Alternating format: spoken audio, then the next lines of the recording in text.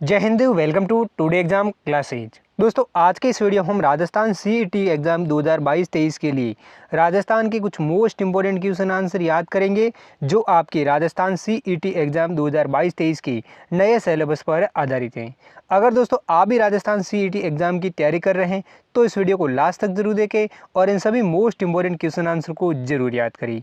और दोस्तों आपको बता दें कि Rajasthan CET exam 12th plus और ग्रेजुएशन लेवल दोनों के ये सिलेबस में भी क्वेश्चन शामिल हैं। इसलिए दोस्तों इन सभी क्वेश्चनों को आप जरूर याद करें और इस मॉडल पेपर को भी जरूर देखें। तो चलिए दोस्तों देखते हैं आज का पहला क्वेश्चन। पहला क्वेश्चन है, राजस्थान के शहरी क्षेत्र में कपिल धारा का मेला किस पूर्णिमा में लगता है? तो इस सवाल का सही जवाब देगा ऑप्शन है सी। राजस्थान के शहरी क्षेत्र में जो कपिल धारा का मेला है वो कार्तिक पूर्णिमा के दिन लगता है। नेक्स्ट अगला दूसरा क्वेश्चन है, 25 मार्च 1948 को राजस्थान एकीकरण के द्वितीय चरण में कितनी रियासतों को शामिल किया गया था? तो इस सवाल का सही जवाब देगा ऑप्शन ए।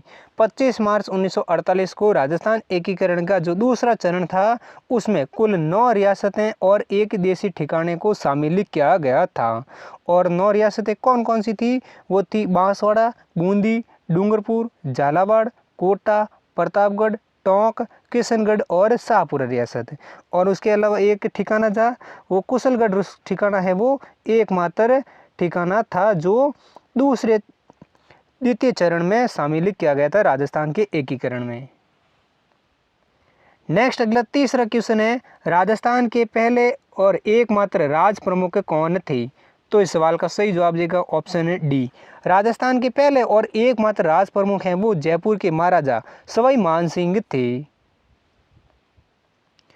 नेक्स्ट अगला क्वेश्चन है चौथा, राजस्थान उच्च न्यायालय की मुख्य पीठ जोधपुर में है तो उसका खंडपीठ कहाँ पर स्थित है? तो इस सवाल का सही जवाब देगा ऑप्शन बी।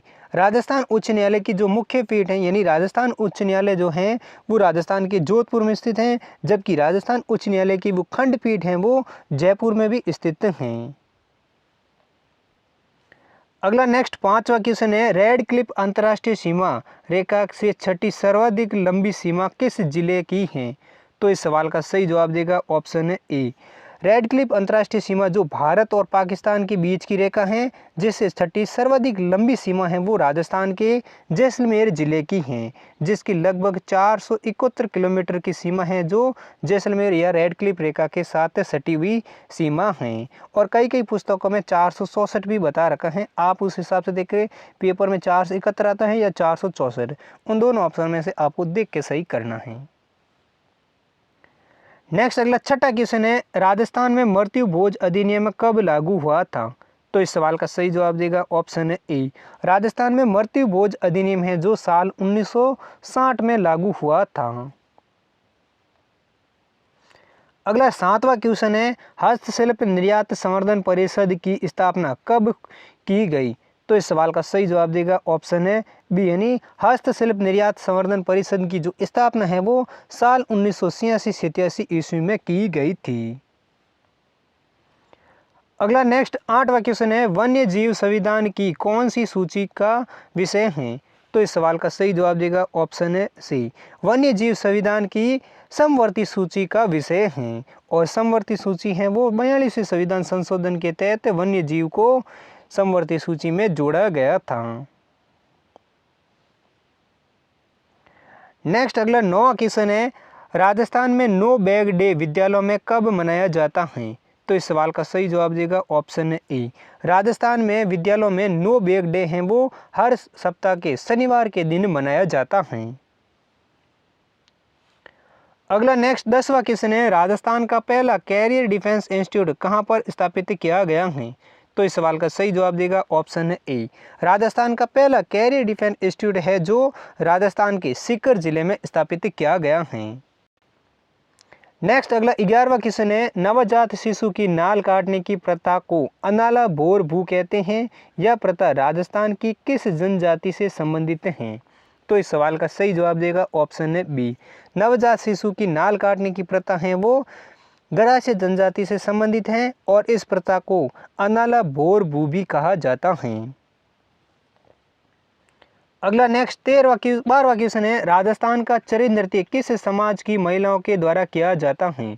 तो इस सवाल का सही जवाब देगा ऑप्शन है सी। राजस्थान का जो चरी नृत्य है वो गुर्जर जाति की महिलाओं के द्वारा किया जाता है। कौन सा नृत्य गुर्जर जाति की महिलाओं के द्वारा किया जाता है?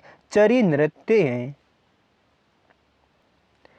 नेक्स्ट अगला 13वां क्वेश्चन है, राजस्थान में तलाक को छेड़ा फाड़ना प्रथा किस जनजाति में कहा जाता है? तो इस सवाल का सही जवाब देगा ऑप्शन है ए। राजस्थान में तलाक को छेड़ा फाड़ना है वो भील जनजाति में कहा जाता है। नेक्स्ट अगला 14वां क्वेश्चन है, कोटा व झालावाड़ जिलों में किन पहाड़ियों का विस्तृत भाग क्षेत्र है? तो इस सवाल का सही जवाब देगा ऑप्शन है बी। कोटा व झालावाड़ जिले में मुकुंदवाड़ा की पहाड़ियों का विस्तृत भाग क्षेत्र है। यानी मुकुंदवाड़ा की पहाड़ियां किस जिलों में फैली हुई हैं? कोटा व झालावाड़ जिले में। और दोस्तों आपको बता दें कि मुकुंदवाड़ा की पहाड़ियों के बीच राजस्थान का तीसरा टाइगर रिजर्व जो मुकुंदरा हिल्स टाइगर है वो इसी क्षेत्र में फैला हुआ है।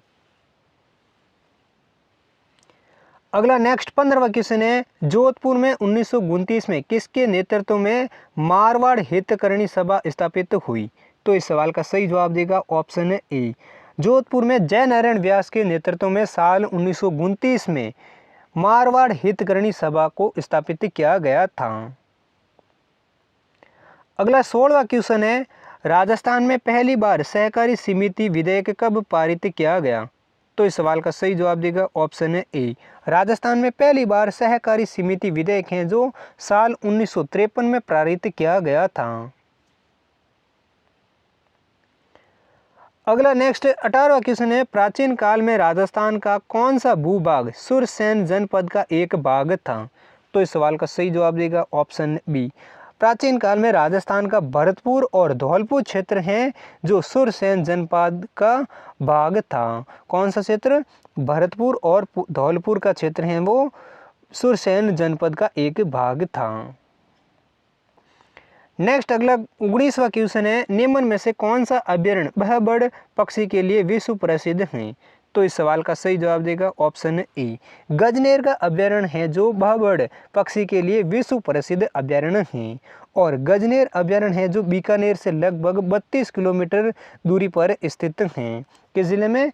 बीकानेर जिला में ये गजनेर अभयारण्य स्थित है जो बहबड़ पक्षियों के लिए विश्व प्रसिद्ध अभयारण्य है। नेक्स्ट 20वां क्वेश्चन है, भारत में मुल्तानी मिट्टी के उत्पादन में राजस्थान कौन से स्थान पर है? तो इस सवाल का सही जवाब देगा ऑप्शन ए। भारत में मुल्तानी मिट्टी के उत्पादन में राजस्थान है जो पहले स्थान पर स्थित है। नेक्स्ट अगला 21वां क्वेश्चन है, राजस्थान का कौन सा वृक्ष है जिसे धर्म ग्रंथों में समी तथा स्थानीय भाषा में झांटी कहा जाता है? तो इस सवाल का सही जवाब देगा ऑप्शन बी। राजस्थान का खेजड़ी वृक्ष है जिसे धर्म ग्रंथों में समी तथा स्थानीय भाषा में झांटी कहा जाता है। नेक्स्ट अगला 22वां क्वेश्चन है, आदिवासियों द्वारा उदयपुर, डूंगरपुर, बांसवाड़ा में वनों को काटकर भूमि को किस प्रकार की कृषि के लिए योग्य बनाया जाता है? तो इस सवाल का सही जवाब देगा ऑप्शन बी। आदिवासियों के द्वारा राजस्थान के उदयपुर, डूंगरपुर और बांसवाड़ा में वन को काटकर भूमि को वालरा कृषि के लिए योग्य बनाया जाता है। अगला नेक्स्ट 23वां क्वेश्चन है, मेवाड़ टेक्सटाइल मिल्स की स्थापना कब हुई? तो इस सवाल का सही जवाब देगा option A. Mewar textile mills की स्थापना है जो साल 1938 में हुई थी और मेवाड़ टेक्सटाइल मिल्स है जो राजस्थान की भीलवाड़ा जिले में स्थित हैं। कहाँ पर है मेवाड़ टेक्सटाइल मिल्स? भीलवाड़ा जिले में, जिसकी स्थापना साल 1938 में हुई थी। अगला नेक्स्ट 24वां क्वेश्चन है, मुख्य रूप से चिंकारों के लिए प्रसिद्ध अभयारण्य कौन सा है? तो इस सवाल का सही जवाब देगा ऑप्शन ए। मुख्य रूप से चिंकारों के लिए प्रसिद्ध अभयारण्य है जो नाहरगढ़ अभयारण्य है, जिसमें दुर्ग, आमेर, नाहरगढ़ और जयगढ़ चारों तरफ में ये फैला हुआ एक अभयारण्य है जिसको वर्ष 1982 में इसे अभयारण्य बनाया गया था। किस अभयारण्य को? नाहरगढ़ अभयारण्य को। और ये नाहरगढ़ अभयारण्य राजस्थान के किस जिले में स्थित है ये आप कमेंट सेक्शन में लिखकर जरूर बताइए। अगला नेक्स्ट 25वां क्वेश्चन है, मरुस्थल के विकास को रोकने के लिए सरकार ने 1991 में कौन सा कार्यक्रम प्रारंभ किया था? तो इस सवाल का सही जवाब देगा ऑप्शन है ए। मरुस्थल के विकास को रोकने के लिए सरकार ने साल 1991 में खेजड़ी ऑपरेशन को या ऑपरेशन खेजड़ी नामक कार्यक्रम को शुरू किया गया था। नेक्स्ट अगला 26वां क्वेश्चन है, वह कौन सा जिला है जो वन संपदा में धनी है? तो इस सवाल का सही जवाब देगा ऑप्शन है डी, राजस्थान का उदयपुर जिला है जो वन संपदा में धनी जिला है, यानी राजस्थान के उदयपुर जिले में सबसे ज्यादा वन क्षेत्र पाया जाता है। अगला 27वां क्वेश्चन है, पंचायती राज संस्थान में चुनाव लड़ने हेतु प्रत्याशी की निर्धारित न्यूनतम आयु सीमा क्या है? तो इस सवाल का सही जवाब देगा ऑप्शन है ई, पंचायती राज संस्थान में चुनाव लड़ने हेतु प्रत्याशी की जो निर्धारित आयु है वो 21 वर्ष है, लेकिन मतदान करने की आयु है वो 18 वर्ष रखी गई है। नेक्स्ट अगला 28वां क्वेश्चन है, राज्य की पहली महिला विधायक यशोदा देवी किस पार्टी की थी? तो इस सवाल का सही जवाब देगा ऑप्शन है डी, राज्य की पहली महिला विधायक यशोदा देवी हैं जो प्रजा समाजवादी पार्टी की थी, जिन्होंने बांसवाड़ा सीट से नवंबर 1953 में हुए उपचुनाव में जीतकर विधायक बनी थी। कब? 1953 में, और कौन सी सीट पर? बांसवाड़ा की सीट से। नेक्स्ट अगला 29वां क्वेश्चन है, निम्नलिखित में से कौन सा सही युग्म नहीं है? तो इस सवाल का सही जवाब देगा ऑप्शन है बी, बनास नदी की सहायक नदी है जो सांगी नदी नहीं है, जबकि सांगी नदी है जो लूणी नदी की सहायक नदी है, जबकि काली सिंध की नवाजा सही है, माही की चाप नदी सहायक नदी सही है, और वाकल है वो साबरमती नदी की सहायक नदी है। अगला नेक्स्ट 30वां क्वेश्चन है, राजसमंद जिले का गठन कब किया गया था? तो इस सवाल का सही जवाब देगा ऑप्शन है ए, राजसमंद जिले का जो गठन है जो 10 अप्रैल 1991 को उदयपुर जिले से अलग कर राजसमंद जिले का गठन किया गया था। राजसमंद जिला किस जिले से अलग हुआ था? उदयपुर जिले से अलग हुआ था, और कब हुआ था? 10 अप्रैल 1991 को। नेक्स्ट अगला 31वां क्वेश्चन है, निम्न में से कौन सा जिला बीकानेर संभाग में शामिल नहीं है? तो इस सवाल का सही जवाब देगा ऑप्शन है डी, राजस्थान का नागौर जिला है जो बीकानेर संभाग में शामिल नहीं है, जबकि बीकानेर संभाग में कुल 4 जिले स्थित हैं। कौन कौन से? बीकानेर, गंगानगर, हनुमानगढ़ और चूरू जिला। जबकि नागौर जिला है वो किस संभाग में स्थित है, वो आप कमेंट सेक्शन में लिखकर जरूर बताइए। अगला नेक्स्ट 32वां क्वेश्चन है, राजस्थान पुलिस अकादमी की स्थापना जयपुर में किस वर्ष की गई? तो इस सवाल का सही जवाब देगा ऑप्शन है सी, राजस्थान पुलिस अकादमी की स्थापना है वो साल 1975 में जयपुर में की गई थी। अगला नेक्स्ट 33वां क्वेश्चन है, पश्चिमी राजस्थान के रेतीले मैदान का कितना प्रतिशत क्षेत्र बालू का स्तूप मुक्त है? तो इस सवाल का सही जवाब देगा ऑप्शन है ए, पश्चिमी राजस्थान के रेतीले मैदान का 41.5% क्षेत्र है जो बालू का स्तूप मुक्त क्षेत्र है। नेक्स्ट अगला 34वां क्वेश्चन है, उड़िया पठार के बाद राज्य का दूसरा सबसे ऊंचा पठार कौन सा है? तो इस सवाल का सही जवाब देगा ऑप्शन है सी, उड़िया पठार के बाद राज्य का दूसरा सबसे ऊंचा पठार है वो भौराट का पठार स्थित है। अगला नेक्स्ट 35वां क्वेश्चन है, मुकुंदरा हिल्स नेशनल पार्क को राजस्थान सरकार ने तीसरा राष्ट्रीय उद्यान कब घोषित किया? तो इस सवाल का सही जवाब देगा ऑप्शन है बी, 9 जनवरी 2012 को राजस्थान सरकार ने मुकुंदरा हिल्स नेशनल पार्क है जिसको तीसरा राष्ट्रीय उद्यान घोषित किया गया था। उससे पहले रणथंभौर और सरिस्का के बाद ये तीसरा राष्ट्रीय उद्यान घोषित किया गया था। पहला कौन सा है? रणथंभौर, और दूसरा है सरिस्का, और तीसरा कौन सा है? वो है मुकुंदरा हिल्स नेशनल पार्क, जिसको 9 जनवरी 2012 को राष्ट्रीय उद्यान घोषित किया गया था। नेक्स्ट अगला 36वां क्वेश्चन है, प्रदेश का पहला बायोलॉजिकल पार्क जिसका लोकार्पण 12 अप्रैल 2015 को किया गया था। तो इस सवाल का सही जवाब हो जाएगा ऑप्शन ए, राजस्थान का पहला बायोलॉजिकल पार्क है सज्जनगढ़ बायोलॉजिकल पार्क, जिसका लोकार्पण है वो 12 अप्रैल 2015 को किया गया था, और सज्जनगढ़ बायोलॉजिकल पार्क है जो राजस्थान के उदयपुर जिले में स्थित हैं। अगला नेक्स्ट 37वां क्वेश्चन है, वन्य जीवों को कम होने का एक प्रमुख कारण कौन सा है? तो इस सवाल का सही जवाब देगा ऑप्शन है डी यानी नगरीकरण और प्राकृतिक आवासों का नष्ट होना ही वन्य जीवों के कम होने का प्रमुख कारण माना जाता है। अगला नेक्स्ट 38वां क्वेश्चन है, गोपाल रत्न अवार्ड एवं कामधेनु अवार्ड किस योजना के तहत दिए जाते हैं? तो इस सवाल का सही जवाब देगा ऑप्शन है सी यानी राष्ट्रीय गोकुल मिशन योजना के तहत गोपाल रत्न अवार्ड और कामधेनु अवार्ड दिए जाते हैं। किस योजना के तहत?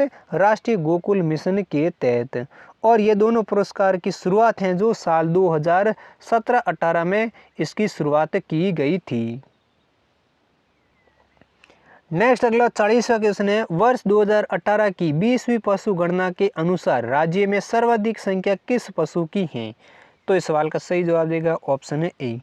वर्ष 2018 की जो 20वीं पशु गणना हुई थी उसके अनुसार राजस्थान राज्य में सर्वाधिक बकरियों की संख्या है वो सबसे अधिक है। अगला नेक्स्ट 40वां क्वेश्चन है, निम्न में से किसकी स्मृति में पर्वत सर का मेला आयोजित किया जाता है?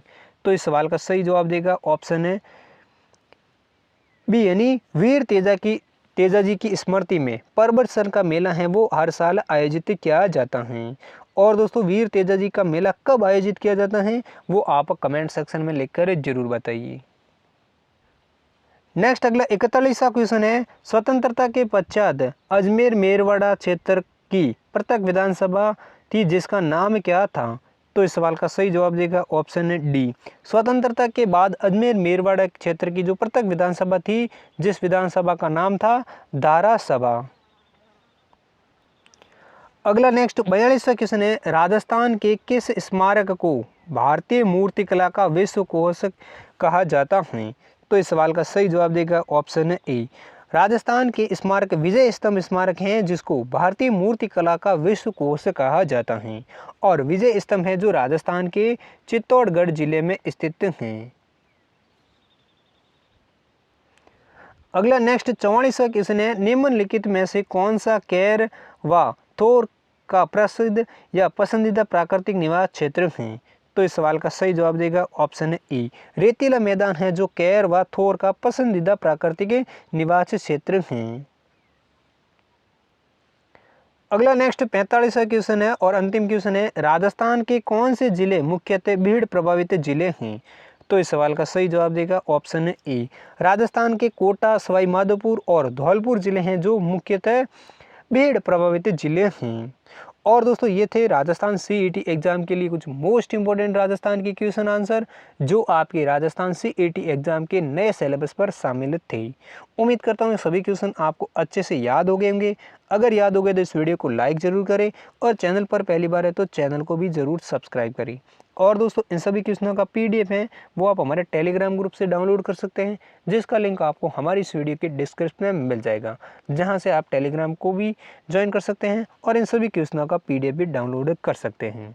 और दोस्तों आपको बता दें कि हर रोज़ आपको सीईटी एग्ज़ाम के लिए राजस्थान जीके का एक मॉडल पेपर आपको हमारे चैनल पर मिलता रहेगा, तो इसलिए आप चैनल को भी ज़रूर सब्सक्राइब कर लीजिए और रोज़ाना आप सीईटी एग्ज़ाम की तैयारी कर सकते हैं। और हम मिलते हैं अगली वीडियो के साथ, तब तक के लिए जय हिंद, वंदे मातरम।